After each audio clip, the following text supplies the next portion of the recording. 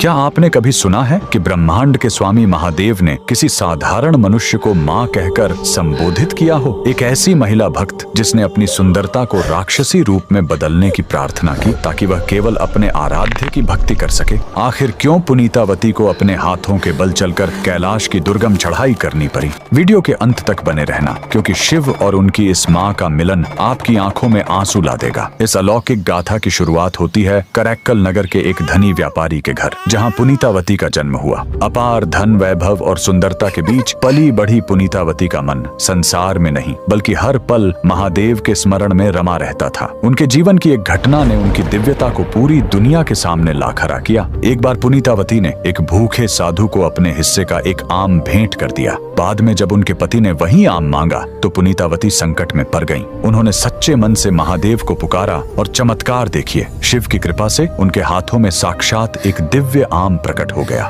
उस आम का स्वाद इतना अलौकिक था कि उनके पति समझ गए कि पुनीतावती कोई साधारण स्त्री नहीं बल्कि साक्षात देवी का अंश है। पर अफसोस, श्रद्धा के बजाय उनके पति के मन में भय बैठ गया और उन्होंने पुनीतावती का त्याग कर दिया। पति के वियोग ने पुनीतावती को पूरी तरह वैराग्य की ओर धकेल दिया। उन्होंने महादेव से एक ऐसी प्रार्थना की जिसे सुनकर देवता भी दंग रह गए। उन्होंने कहा, हे महादेव, यह सुंदरता और यह कोमल शरीर मुझे आपकी भक्ति से भटका रहे हैं। मुझे ऐसा रूप दे दीजिए जिसे देखकर कोई मुझे छूना तो दूर, देख भी न सके। महादेव ने उनकी पुकार सुनी और देखते ही देखते वह सुंदर स्त्री एक भयानक कंकाल जैसे रूप में बदल गई। इसी अवस्था में वे करैक्कल अमैयार कहलाएं। शिव के प्रेम में डूबी अमैयार ने कैलाश की यात्रा शुरू की, लेकिन उनका मानना था कि जिस भूमि पर महादेव के चरण पड़े हों उसे अपने पैरों से छूना पाप है। इसलिए उन्होंने अपने सिर और हाथों के बल चलकर कैलाश की चढ़ाई शुरू कर दी। उनकी इस कठोर और असंभव तपस्या को देखकर साक्षात महादेव का आसन डोल उठा। जब वे कैलाश पहुंची